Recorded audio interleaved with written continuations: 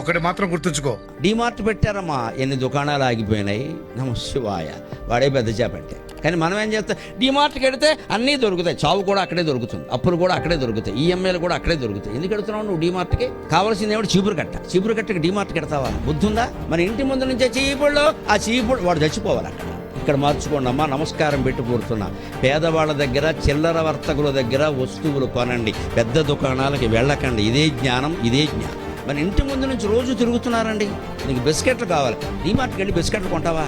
ఏదో బిస్కెట్లు అమ్మడానికి సామాన్యుడు లేడానికి సైకిల్ వేసుకొచ్చాడు అతను. మనకు అసలు సౌకర్యం నచ్చదు. బిస్కెట్ అంటే 100 రూపాయలు ఉండాలి, ఎందుకంటే నాశనం అయిపోవాలి కదా. సగం తినాలి, సగం కుక్కకు పెట్టాలి, అప్పుడు అది కుక్క బిస్కెట్ అయ్యి.